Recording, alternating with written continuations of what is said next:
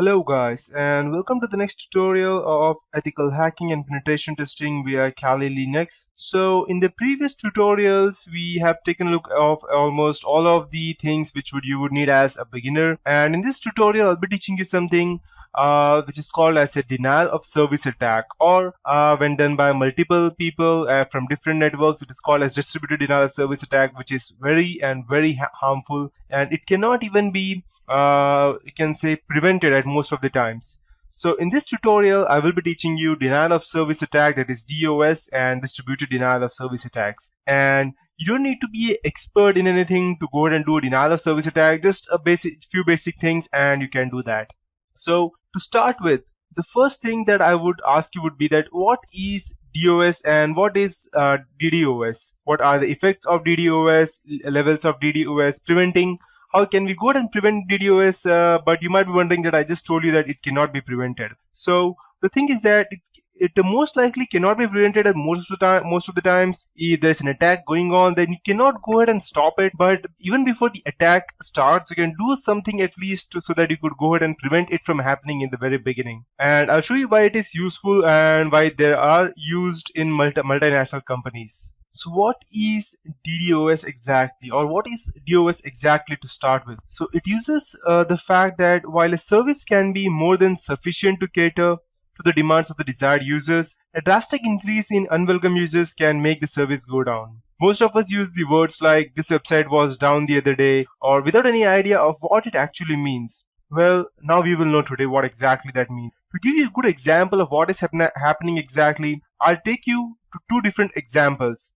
And if you still want to know what exactly or how it works exactly, then you can go ahead and check on this specific the people. They are known as anonymous, so you can go ahead and search about them as to who exactly they are.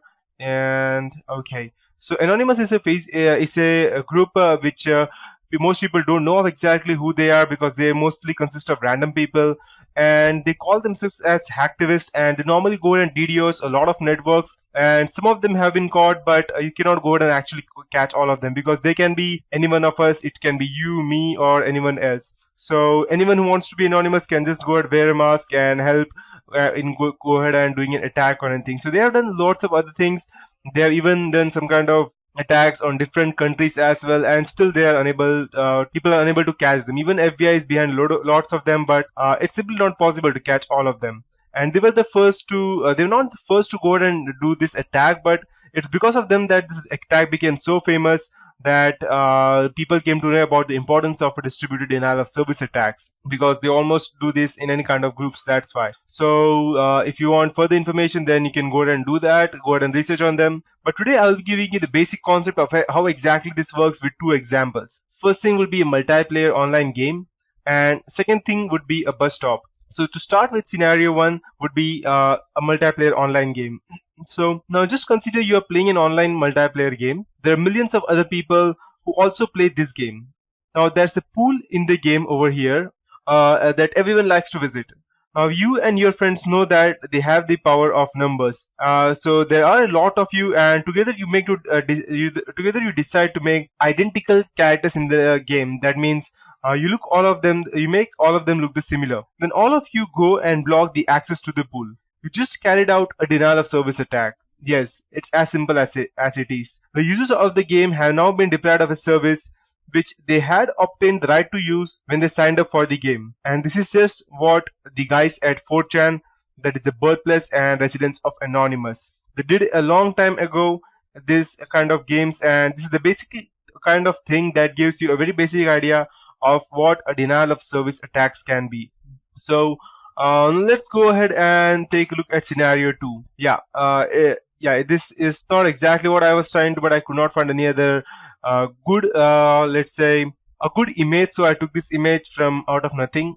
So let's assume that this is a train stop. So now assume that due to some reason you want to disrupt the train service of your city and stop the people from using the service. To stop the legitimate people from utilizing the service, you can call your friends to unnecessarily use it. Basically, you can invite millions of friends to come and crowd around all the train stops and take the trains without any purpose.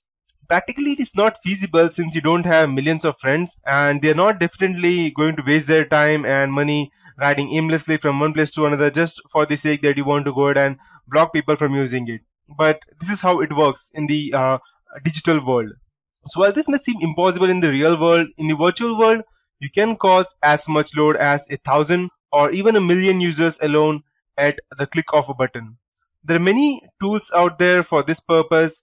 However, you're not recommended to use them as a DOS or on some one else, as it is illegal, and it is very easy to detect since it also easily shows your IP address from where these packets are coming. So we will come back to this later on and do a DOS on our own computer. But as of now, I'll show you how this works exactly. And just before I go ahead and close this basic tutorial part, I'd like to show you the most famous tool which we use for attacking and hacking, and that is called as LOIC. And I'll just take you to the Wikipedia page as well. I'll just open the Wikipedia page, not on an alternate page.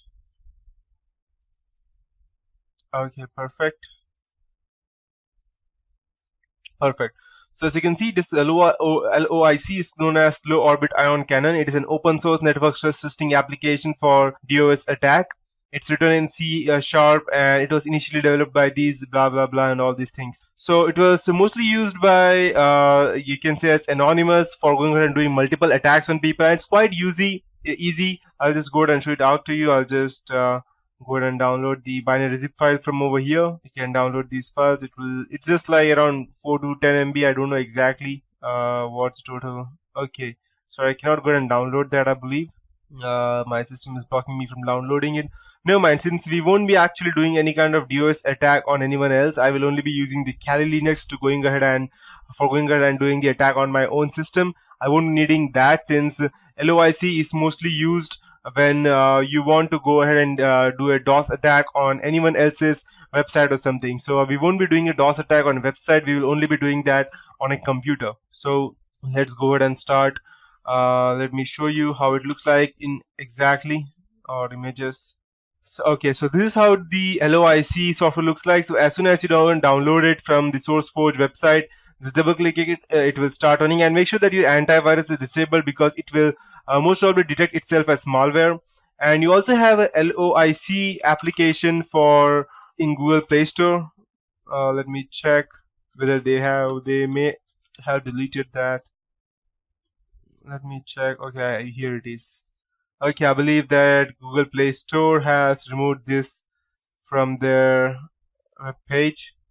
The reason being that it may be used as for malicious purposes, but you can still find these applications out there. As you can see, we have over here LOIC 5.0, and that is the latest one, I believe. And yes, that's the latest one, since I have the same in my cell phone. So you can download it all from here. So when you go and if you go and use your, you must be having a good cell phone, because you cannot do it from a cell phone which has like 512 MB RAM or 256 MB RAM. You need a good cell phone of minimum 1 GB RAM to go ahead and do that, else your own cell phone will be hanged. That's why. So it looks like this.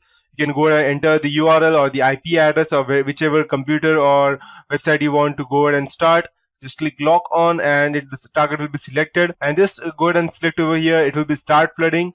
And as soon as you can click start flooding, it will show stop flooding option, and you can go ahead and select the speed as well as to which you want to go ahead and actually attack. And you can go ahead and use the port, which port the person is actually using for its website, and the methods and threads depending upon the speed of your computer and everything. It will go ahead and shut down the computer or the website. So these things were used, and yep. That's it for this tutorial, guys. And in the next tutorial, I'll be teaching you as to why I was going ahead and teaching you all of these things. And there are multiple ways of doing DDoS attack, and you most probably will not be able to save yourself from everything. But I can surely go ahead and teach you as to how we can go ahead and save ourselves from this kind of attack. And in the next tutorial, I'll be describing in detail as to what exactly happens in between the DDoS attack in practical and how it looks like exactly.